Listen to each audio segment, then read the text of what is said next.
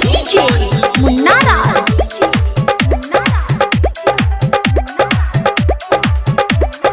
हिटके बाजार मधुबनी।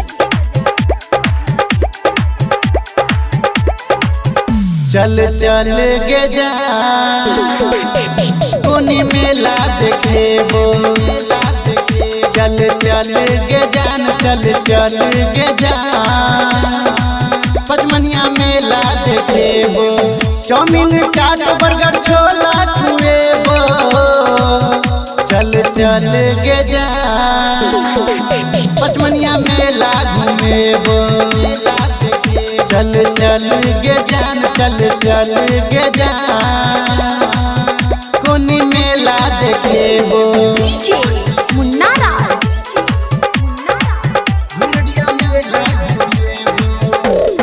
हिटके बाजार मधुबनी।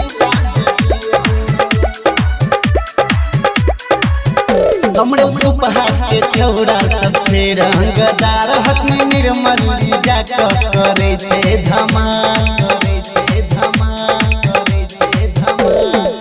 सरोती निहमा के छौड़ा सब छे रंगदार, सुपौल सहरसा मजाक करे छे धमाल। दरभंगा के लहंगा चूड़ी मधुबनी के वाले, लोहाना उजांजा का बने बुधर वाली, मरौना गनौरा के पेड़ा खुएबो। चल चल गे जान रढ़िया मेला घूमेबो। चल चल गे जान, चल चल गे जान घोड़िया मेला घूमेबो। डीजे मुन्नारा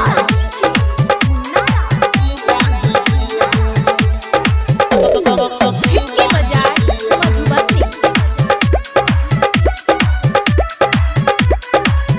हेगे भलवा ही भेजा आ महुआ मझारी, बनर झूला देखा बितलो जेबो अगारी।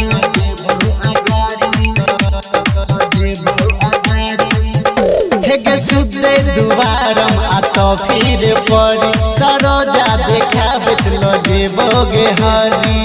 तुलसाही गाम छे बड़ भारी, बाया बसे बसुआरी, कदमा कटैया दाया बसे सतराही, सकरी के कचरी आ बुनिया खुएबो। चल चल गे जान खोपा के मेला घूमेबो। चल चल गे जान, चल चल गे जान फुलप्रास के मेला घूमेबो। डीजे मुन्नारा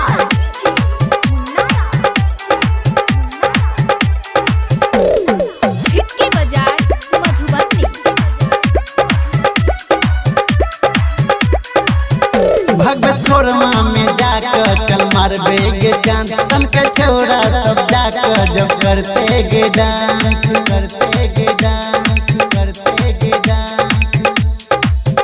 महीने में जाकर चल मारबे गे चांद, सन के सब छोड़ा जब जाकर करते डांस।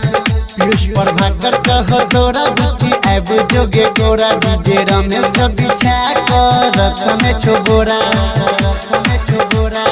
डीजे मोहन के गम चल देखेबो।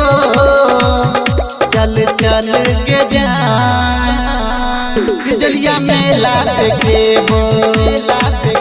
चल चल गे जान, चल चल गे जान अलोला मेला देखेबो। चल चल गे जान कसा मेला देखेबो। चल चल गे जान, चल चल गे जान बच्ची गाम घूमेबो। चाउमीन चाट बर्गर छोला खुएबो। चल चल गे जान खुशहाली मेला घूमेबो। चल चल गे जान, चल चल गे